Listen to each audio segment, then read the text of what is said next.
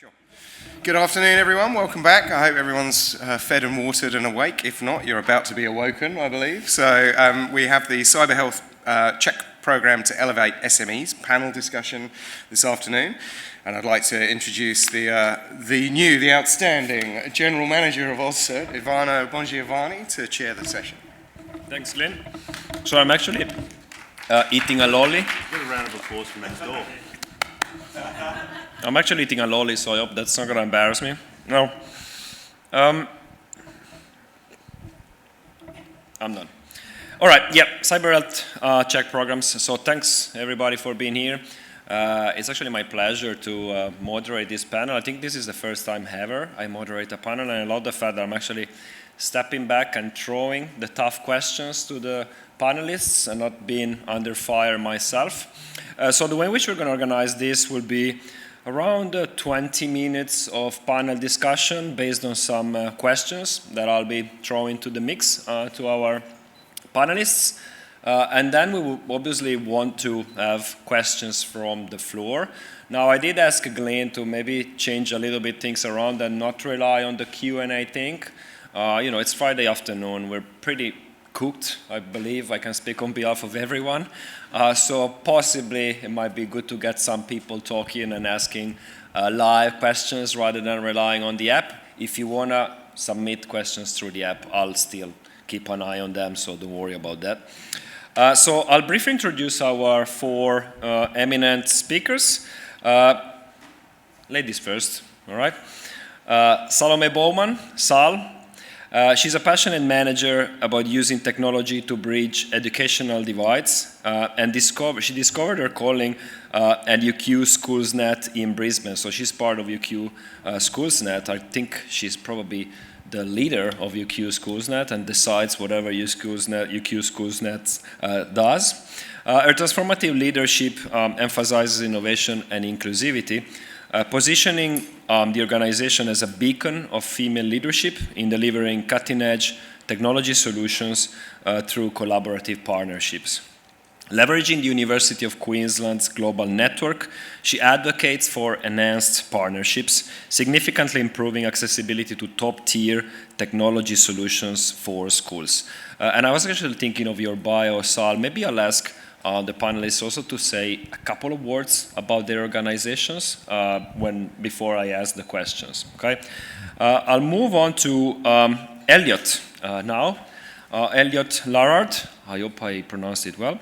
Elliot is the IT director of UniQuest, which is the commercialization branch of the University of Queensland.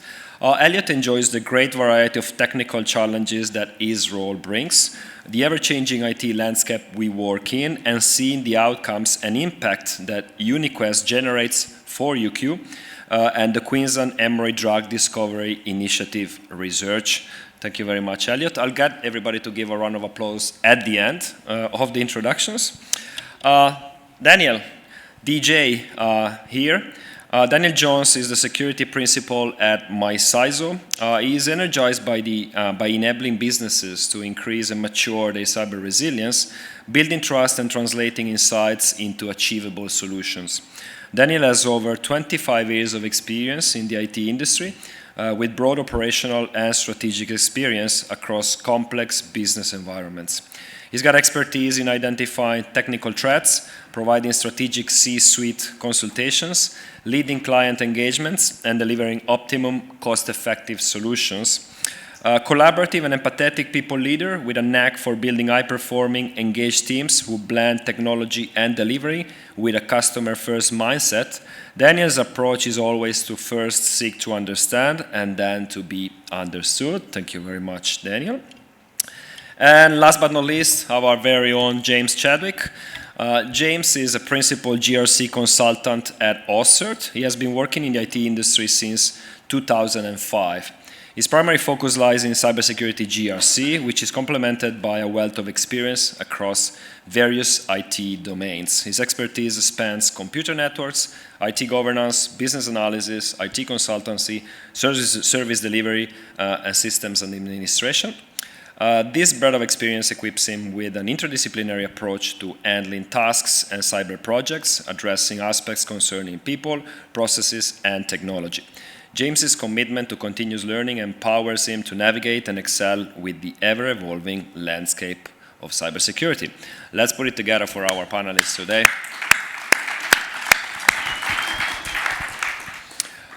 All right, let's get things started. So I got a bunch of questions, and obviously I had to kind of select the ones that I think make the most sense for the audience, and obviously I picked the most challenging ones, just not to put them too much under pressure. So I would like probably to start with you, Sal. Again, if you can say a couple of words about UQ-Schools.net, and then possibly telling a little bit about how maturity assessments by AUSCERT have helped schools that were involved in these assessments. Yeah, so I'm Sal, and originally Spanish, so I have an accent, just in case there's some trouble understanding me. I run UQ-Schools.net, is an internet service provider for the education sector, principally, and then we do other things, obviously training and lots of things with AUSCERT. So we create partnerships with the schools, and in those partnerships we have a lot of discussions on what is needed, what they are lacking, and so on. Cybersecurity is a topic that comes up constantly, and a lot of times is, I don't know what to do, I have no idea if I'm doing the right thing, I don't know how to tackle this, and so on. So it took us probably about 3 years, but we wanted to find a solution to assess them, to give them what we call a health check, a cyber health check of where they were standing, how they could improve it, and do it in a manner where it wouldn't take us 6 months with a school and break the bank. And after a while, working with James, we actually found my CISO, which was the last piece that we were missing to streamline it and make it viable. So we found a solution that was not only fit for purpose, easy to do, where we could have our input and make it better for the schools, but also affordable, which is one of the main points. So I could talk about this for hours, but the schools are time poor, very limited budgets in most cases, and also a lot of boards and executive boards from education do not believe that this is necessary. They don't think they are going to be attacked. They think that it's not going to happen to them, and that the return on investment is not really there, which is a massive point of stress for IT managers. But yeah, I think that's a long answer. Thanks for that, Sal. And that was a brilliant segue to asking my next question to DJ here from my CISO. First, if you could tell us a little bit about my CISO, and then let us know a little bit about what are the benefits of using GRT tools and dashboards like my CISO for streamlined assessments and compliance overall. Yeah, nice one. Yeah, so I'm DJ. Unlike James, I've never played at Ibiza, but I used to work for a really large consultancy firm who'll go unnamed, but they're one of the biggest in Australia. And I found it really unfulfilling as a human being, because we were working for enterprise and FedGov, who typically move very slowly, who are just basically looking to offset blame to consultants, or if something goes wrong, to blame consultants. And I fundamentally feel that cyber hygiene should be available to everybody.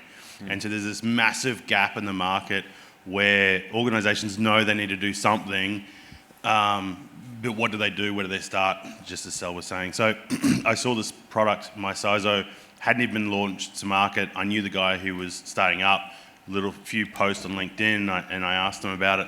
He gave me a demo, and I was sold. I was like, this is it, I'm in.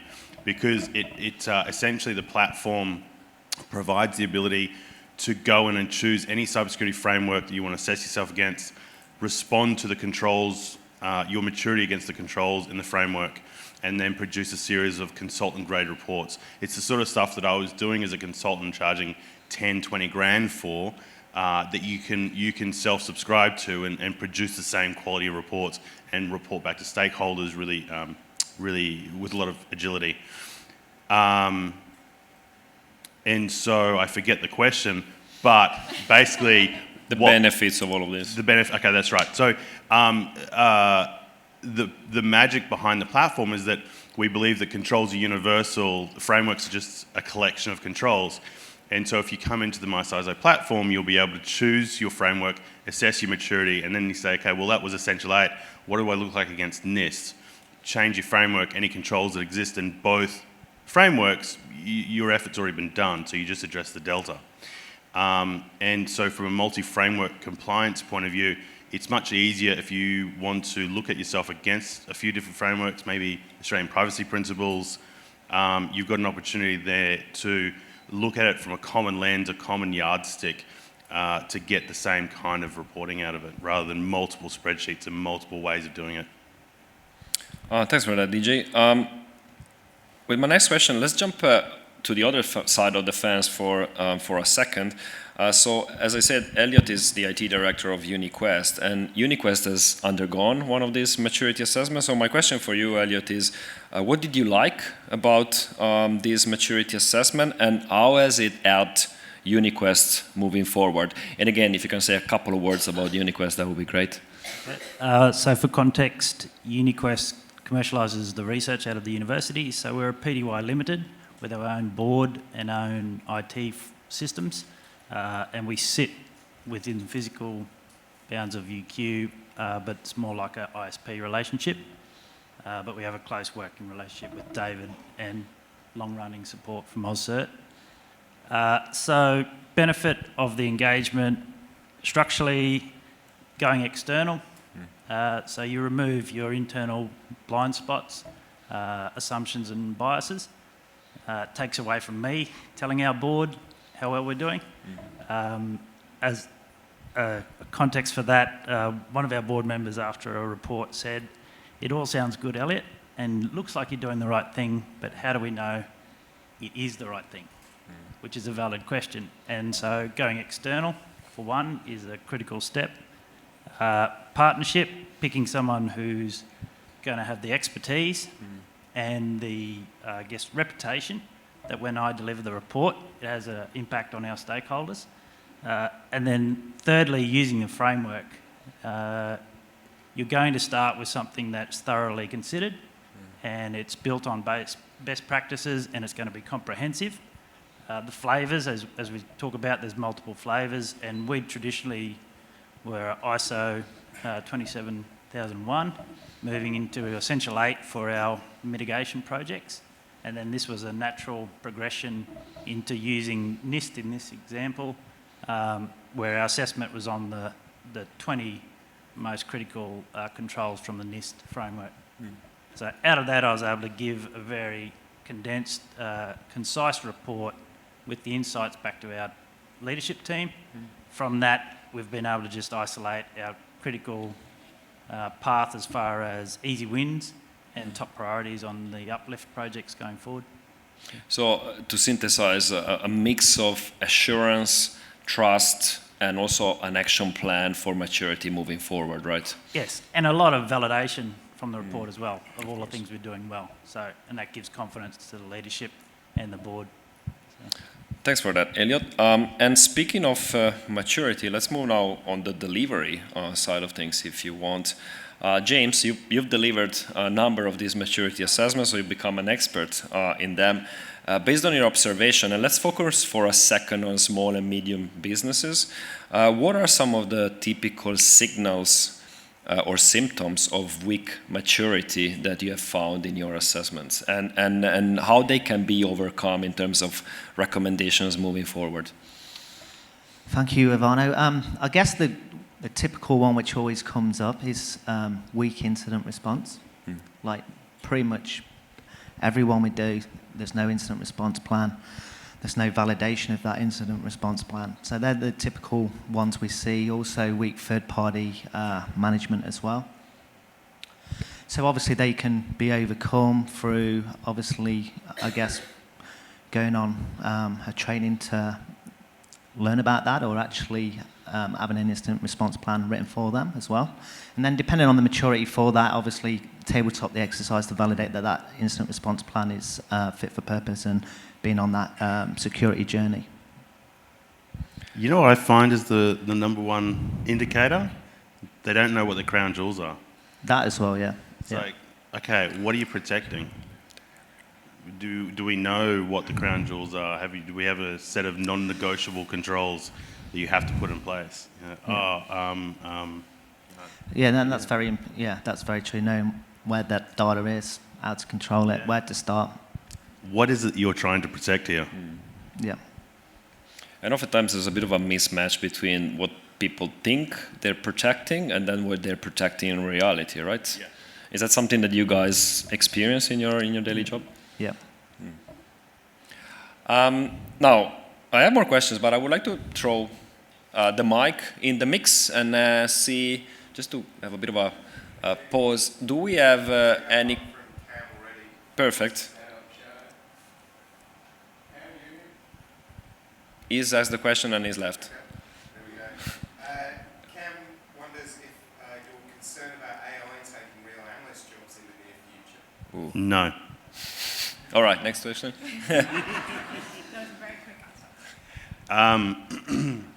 No, not in the near future. No, I'm not concerned. Like I do use generative AI in my role, and I think it's really useful to generate content as a starting point. And I saw a speaker earlier this morning talking about their platform where they're really using their product well, generative AI in their product to deliver content.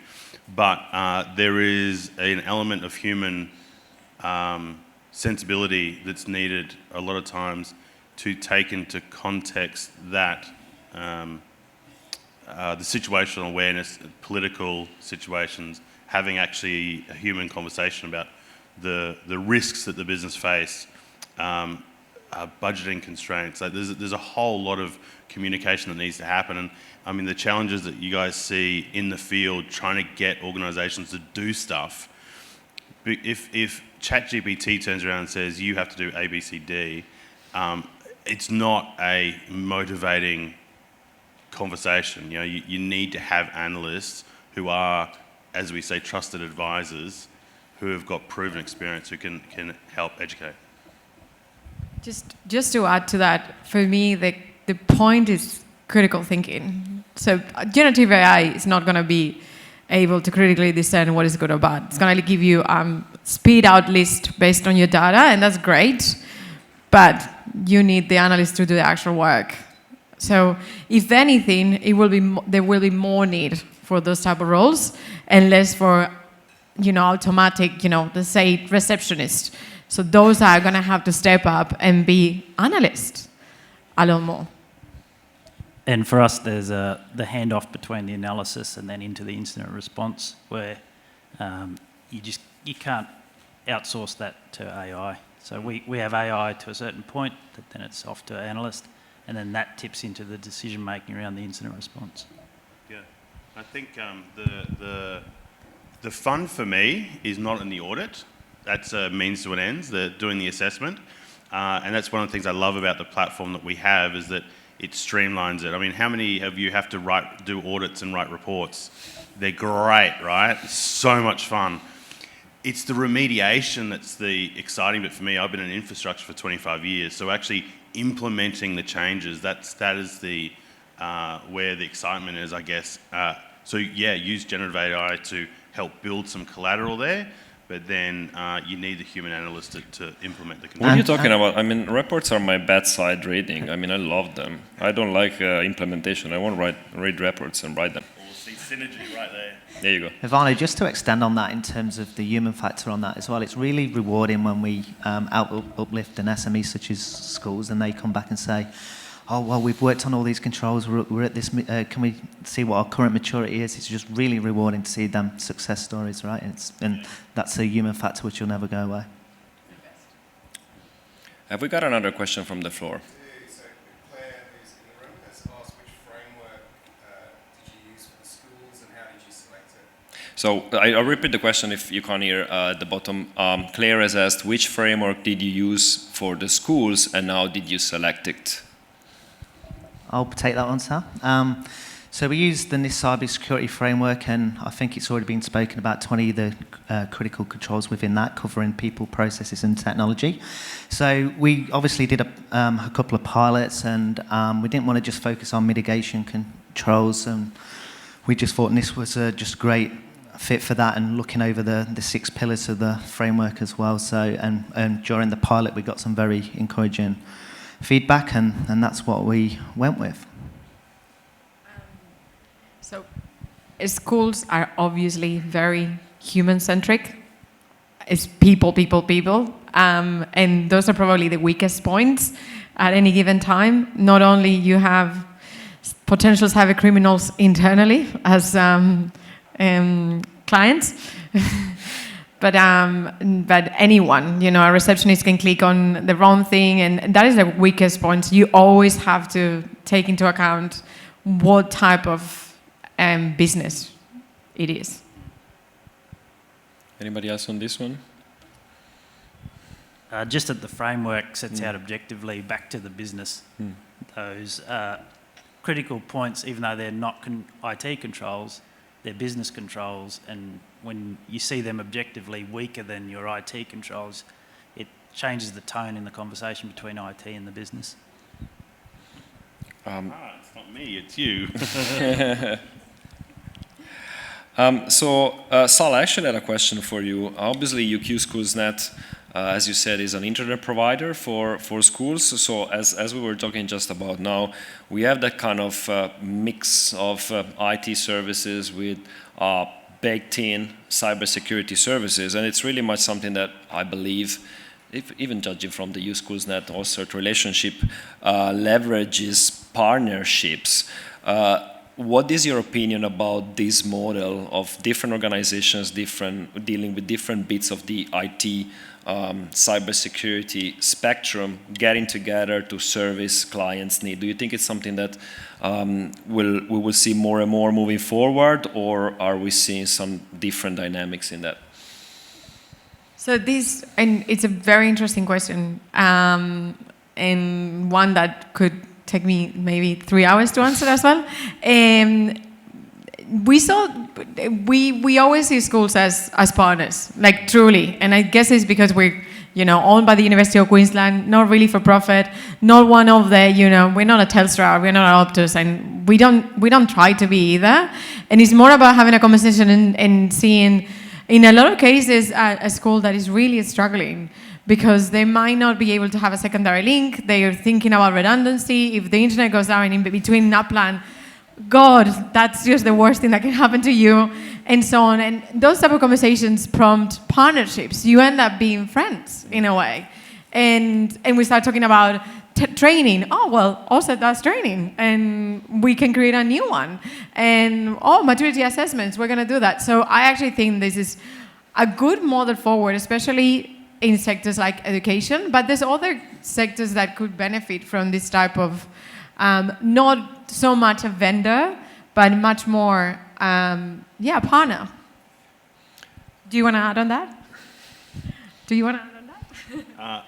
Look, coming from MSP land, I spent most of my career in MSP land, and there was no way we could do everything. You just can't have the skills, and so having partnerships, collaborative relationships with other organisations who specialise in those things was fundamental. And if you can do it on more than a pure commercial basis, you get a lot more value out of the engagement. So partnering and collaboration more than just a commercial deal. I got another question. I was actually thinking of the title of this session, which is Cyber Health Check. Now, I really like it because it's a nice analogy with the medical world. And where I'm going is, obviously, you do a health check most of the times when you might feel there are some symptoms that you might not be 100% from a well-being perspective, so you're happy to go and possibly spend some money with that. What I wanted to ask you, and again, this is a question that anybody can really pick, is how do you justify with the budget holders the need to do a cyber health check when possibly there's actually no symptoms, something is wrong?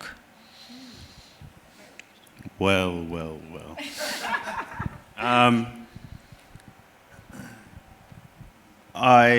Okay, so as a man, I don't go to the doctor unless my leg is hanging off by a thread. And so I think that as a health check, you should be visiting your GP on a regular basis. Right, and going, yeah, just give me the once over, doc. So you're not leading by example there, right? Not Is that leading what by you're saying? example, Okay, no. And from a cyber maturity point of view, like, you can't manage it unless you can measure it. And if you go to your stakeholders and say, I need budget to do this, they'll go, why? What's the risk? What are we trying to mitigate? And then the next question is, well, what are the other people doing? How do we compare to other organisations? So having that ammunition to say, this is how we stand against a proven framework, an internationally recognised framework. How are we comparing against other organisations in the industry? Well, if everybody's doing terrible, just because we're doing terrible doesn't mean we're slightly less terrible, doesn't mean we're okay. And so the first step in this is to understand what your risk posture is. What is it? What are your crown jewels? What happens if they get compromised? If they go down, if you lose them or that information gets exfiltrated, what's the ramifications? And then putting that in context by, well, what controls have we got in place to protect those things? I get asked the question, do we pay a ransom? My simple response is, well, what options have you given yourself to not pay that ransom? Just going on the simile of the health check, there's also, we live in a very, very volatile environment that is constantly changing. And, you feel like you're always keeping up with the next change. And it's sort of like your body, it's not the same being 15 years old than being 50. It's a bit different. So I think, taking that into account, we need to keep on assessing ourselves, not going anywhere. There was a school recently that said to me like, oh yeah, no, we have now cybersecurity, I don't know, it was like a cybersecurity board session or something along those lines. It's like they're all very happy because they think that this is going to have to go away. Oh no, now we have this. We're going to have this for a little bit. And then once we solve all our cybersecurity problems, we can stop meeting. And he's like, that's never going to happen. Yeah, I guess from my perspective with a commercial board, their imperative to be across the governance of cyber made it very easy for that engagement. They were seeking that external validation of what we were doing from a compliance perspective. So. Did you want to add anything, James? I think most of that's been covered, but I reckon let's go on to another question if that works. We actually have a question on the Q&A. I did a terrible job at convincing you putting your hand up and not using the Q&A. I need some lectures on changing human behaviors, Kelsey. Now, we got actually a very good one from Matt Davis. How do you guide SMEs and schools in the human side of change management when those organizations typically don't have internal skills or specialization? So the human side of change management, how do you help them uptake in that field? So I guess it's going through the communication of some of them human uplifts. So it could be HR security, could be cultural awareness, a couple which are very important in that space. And when we do these assessments, it's not just a case of, as you know, Elliot, question. There's a lot of discussions, next steps, and some added guides and documents which we put in place as well. So, but yeah, mainly cultural awareness uplift is one of the big ones. Yeah, we did, before actually we did assessments, and this was sort of out of the hat, what is your weakest point? Your weakest point is the person that uses password 1234 as their password. And from that, we were like, well, we thought people had a much higher level of cybersecurity knowledge than they actually do in general terms, particularly, the general teacher, admin stuff. And that was the main IT worry. Like 4 years ago, they were absolutely terrified that any of those people were going to do the wrong thing completely by mistake. So one of the things was training, and not just talking about culture, not just an online model, tick the box, oh yeah, we've done that, it's done. No, actually engaging training where they know what to do after, and not just a tick in the box, essentially. I found the most successful cyber awareness culture programs is where you appeal to the individual rather than trying to say, please stop people from stealing our data. Because ultimately, employees don't give a rat's about the company data. They don't.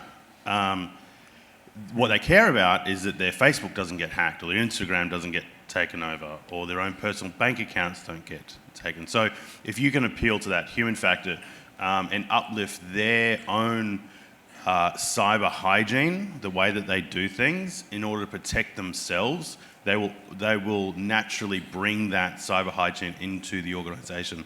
So the training that we provide is really focused on what is the crown jewels of the human, the human beings. Like, how do we stop you from?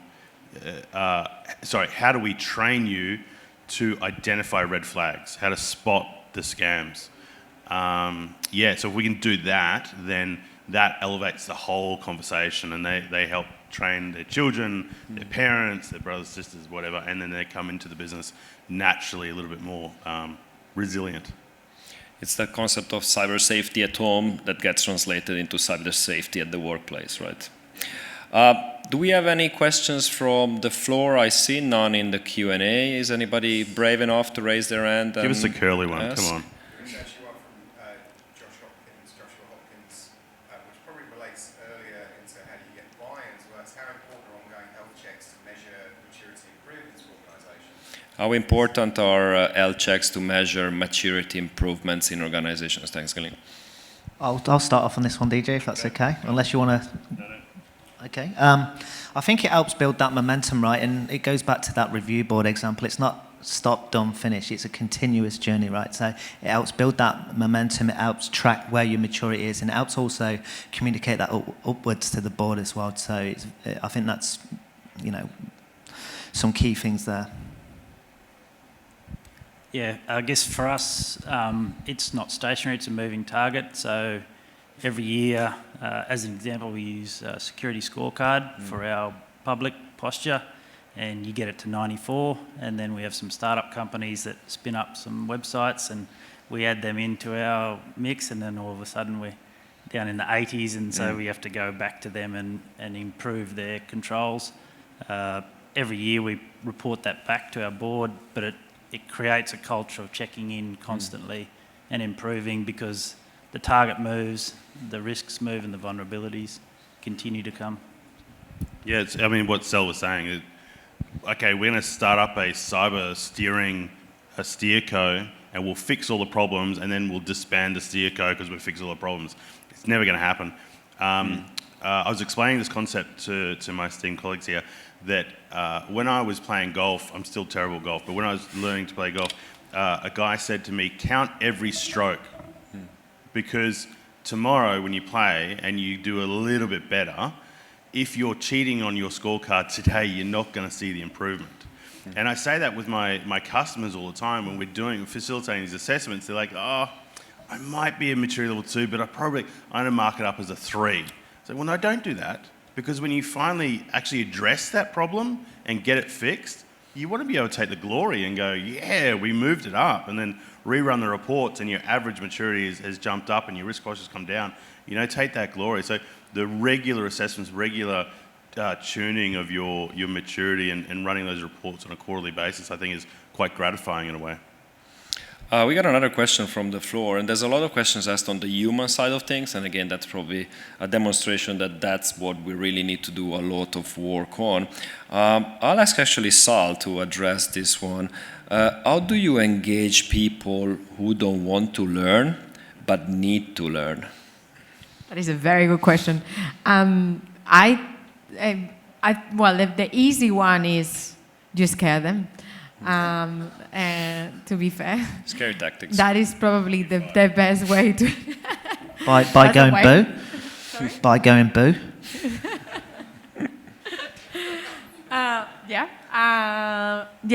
So that's the easy one. But I mean, it's quite. That's one tactic. But the one that we use is engagement. It's actually pure true engagement. So there is. There's two ways of learning. There's a passive way of learning where you are. Maybe some of you are doing this right now, just sitting there, probably looking at your phone, not really paying much attention. That is a passive way of learning. You probably remember some things of what happened. Another way of learning is active way of learning, which is much different, and it's getting involved, getting engaged, having exercises, really embedding into it, and that is the way to actually learn properly. And that's when you're gonna remember. Oh, I need to use a passphrase. Vision is this. And I'm just putting really lame, low-level examples. But there's a lot of people that don't even know those basics. So, and those are the weakest points. Because even if you are amazing at what you do, you have the best IT team, your infrastructure is unbeatable. If you have a receptionist that uses password 1, 2, 3, 4, well, just saying. You are not that resilient in any way or form. So, yeah. Thanks for that, Sal.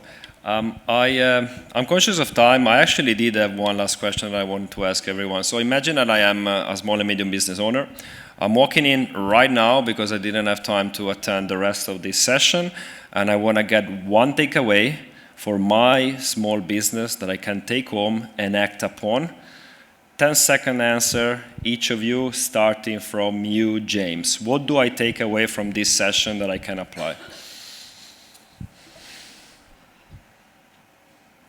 Know where your crown jewels are. Thanks for that. Elliot? Starting with an objective assessment allows biases and everything else to disperse and move to actions. Cybersecurity is not really an IT thing. It's a whole business thing. The only thing that motivates an organisation to do something is to allow them to make money or prevent them from losing money. So my recommendation would be to do a risk assessment or business impact assessment. What happens if you lose data or you're down for a week? Thanks for that. We are actually out of time pretty much. So I would ask everybody to give our panelists a big round of applause for their contribution today. James, Elliot, Sal, DJ, you guys are sticking around, so if there's more questions the shy people couldn't really ask, you can approach our wonderful panelists.